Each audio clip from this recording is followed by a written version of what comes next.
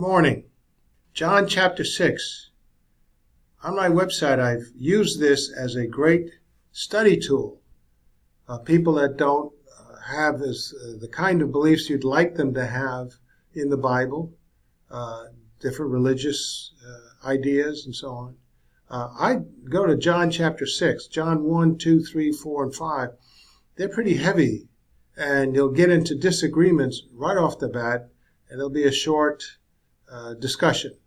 But you can go into John chapter 6, which a lot of people who pretend to believe what the Bible says, you'll have agreement with them because of Jesus is performing this miraculous feeding of the 5,000 plus.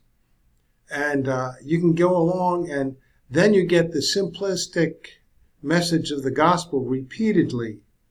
It's a great study. People, by the time we get down to where the gospel is, people might raise up their hackles a little bit and move on, but at least you presented something over a longer period of time and maybe it'll stick better.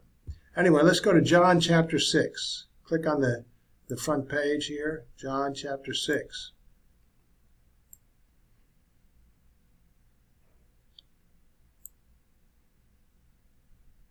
John chapter 6. Okay.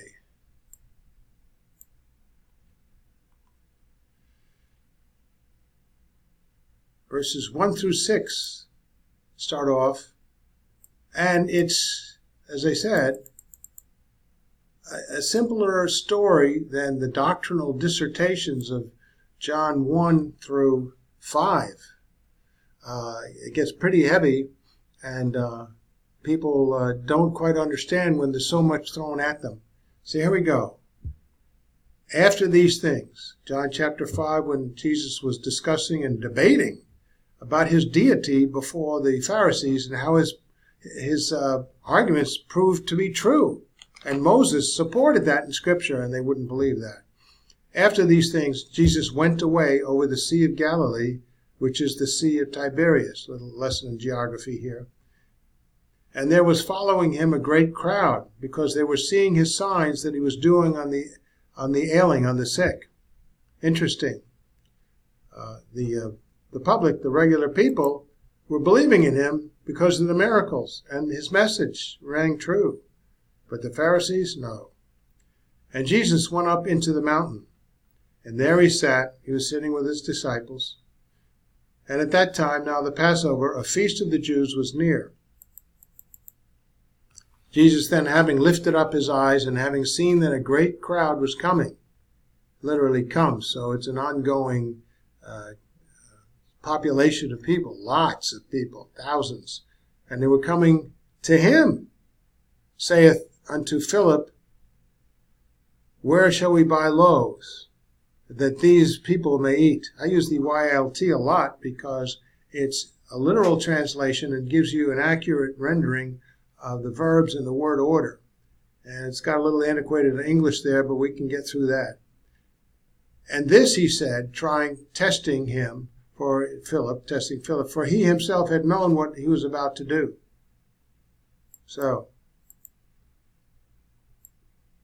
we have the historical narrative from chapter 5, continues into chapter 6, after a potentially deadly confrontation with Jewish authorities in chapter 5 for claiming equality with God and allegedly violating the Sabbath.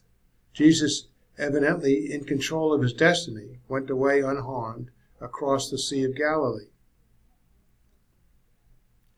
So there's a continuation. Recognize the context, a literal historical narrative. After these things, little keys here and there tell you what it is. If it's a parable, if it's figurative, the words will tell you that. In this case, it's a literal historical narrative. And the phrase refers to the events at the end of chapter 5, which includes a potentially deadly confrontation with Jewish authorities who were pursuing Jesus in order to kill him for claiming equality with God and allegedly violating the Sabbath when he did a healing. After this confrontation, he went away unscathed. Note that this was one of numerous times when Jesus, always in total control of his destiny, was able to escape harm from his persecutors. So we just finished chapter 5. You can go back over it, especially the last discussion which could have led to his death, his stoning. But we'll move on to the next section to save some time. You can go back over that. So, a great crowd was following Jesus because of seeing the miracles he was performing. And he was doing it on the sick. When Jesus went up to a mountainside near the time of the Passover, and as he was sitting with his disciples, he lifted up his eyes, and having seen a great crowd coming toward him, he asked Philip, "Where shall we buy bread for these people to eat?" Anticipating the meeting and what needed to go on. Which author, John, interjects that Jesus asked this to test Philip. John does that a lot in this for clarification. And indirectly, all the disciples he was going to test.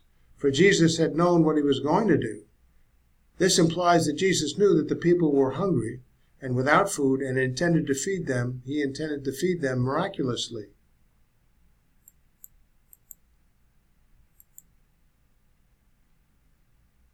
So, it's interesting, these Gospels are short compared to the amount of time and detail that is possible.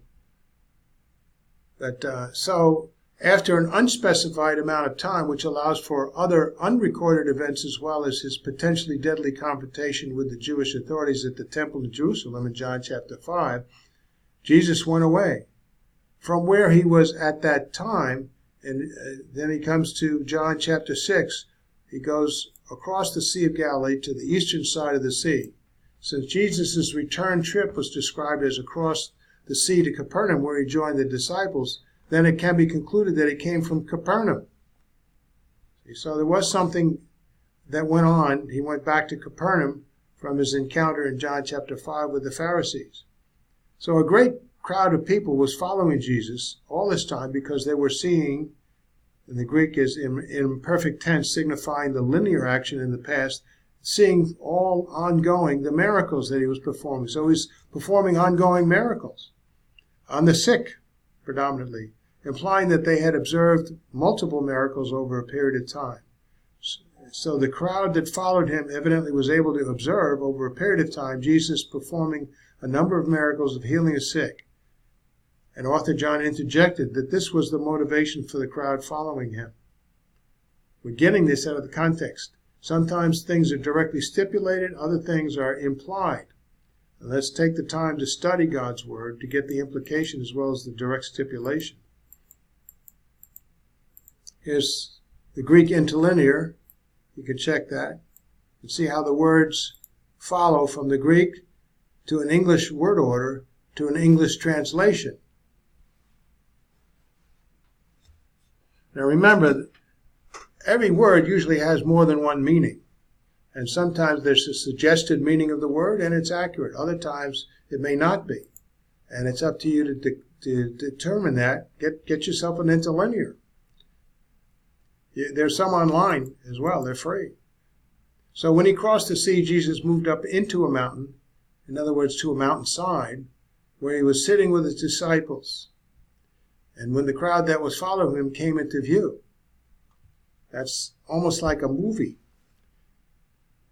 In John 6:3, which is rendered, "And Jesus went up into the mountain" in the Authorized Standard Version, indicates that Jesus went up and into a mountain, in other words, to a mountainside located across the Sea of Galilee from Jerusalem. And that's where he was in John chapter 5. Author John interjects that at this time the Passover feast of the Jews was near. Since Jesus was in Jerusalem at a Passover time before he departed to the mountainside across the Sea of Galilee, and since another Passover was near at the time that Jesus fed the crowd, then it had been a number of months from the time Jesus left Jerusalem to the time when he was on the mountainside. That's the implication. You have to ponder these things and find out the time frame and so on. While he was sitting with his disciples on the mountainside, Jesus, having lifted up his eyes and having seen that a great crowd of people was coming to him, said to Philip, "Where shall we buy bread for these people to eat?" Author John inserts a comment that Jesus asked this only to test Philip, because as you know, he didn't go and buy bread. And indirectly, he was going to test all the disciples as well, for he had already had in his mind what he was going to do. The miracle. That would provide the bread. and his great testimony. So the Lord's question to Philip was to test Philip and indirectly all the disciples' faith in the Lord's leadership and capacity to resolve mankind's problems and train them to be attentive to the temporal as well as the spiritual and eternal needs of people. Author John's interjection pointed to a focus of the Lord, the training of his disciples. Jesus' question also implied that the crowd who followed him was hungry and did not possess sufficient food to satisfy their hunger, and that he intended to feed them. I read some commentaries about people, well, the people had enough food they brought with them, and so this wasn't really a miracle. But that's not what the text actually says. So future verses will convey that people had a habit of following Jesus around for days, often staying overnight, without taking the time to get food. John 6:22. Jesus later rebuked the crowd for constantly expecting them to provide food for them. John 6:26. See? The implication here. And the text itself provides the answer instead of making up your own suggestions which aren't true. The feeding of the crowd will be paralleled with the Lord's complete provision of eternal life through a moment of faith alone in himself alone, to the exclusion of any other provision but the moment of faith. So the Lord took it upon himself to provide food for everyone in the crowd. His provision of food would be portrayed as a miraculous feeding from God, which it was, with no indication that anyone provided their own food, as some maintain. John 6:26-29. See? So let's read the text and not impose anything on it. Language, context, and logic.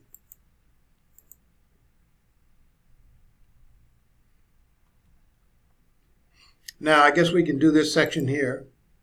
Philip answered him, 200 denarius, approximately 8 months' wages worth of loaves, are not sufficient to them, that each of them may receive some little. One of his disciples, Andrew, the brother of Simon Peter, says to him, this is a lad, the little boy here, who has 5 barley loaves and 2 small fish, but are they among so what are they among so many? And Jesus said, make the men sit down. Now there was much grass in the place, so the men sat down in the number of about 5,000. That means there were quite a bit more, the women and children. And Jesus took the loaves, and having given thanks, he distributed to the disciples, and the disciples to those reclining in like manner, also of the little fishes as much as they wished. Wow. When they were filled, he said to the disciples, gather up the leftover fragments. There was leftover fragments. Gather up the leftover fragments so that nothing will be lost. They gathered together, therefore, and filled 12 hand baskets with broken pieces from the 5 barley loaves that were over to those having eaten. Leftover. So Philip's answer to Jesus' question, where shall we buy loaves that these people may eat, implied that they were far short of the money needed. Andrew, brother of Simon Peter, indicated that there was an utterly insufficient supply of food. He had only found one little boy who had 5 barley loaves and 2 small fish, so the people didn't have any food with them.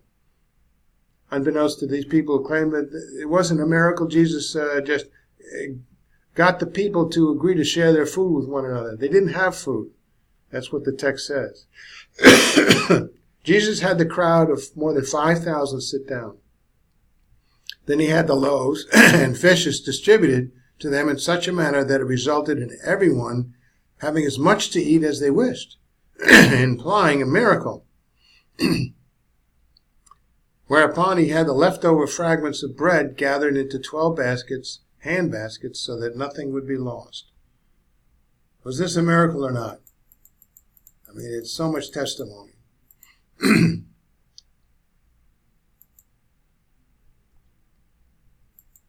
This just repeats and goes into a few more details on this passage up to this point.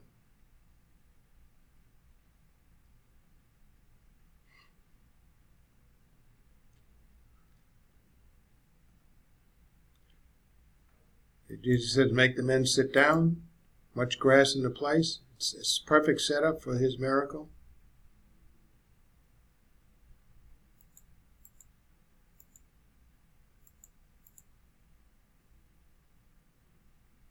So we'll move on to verses 14 to 21.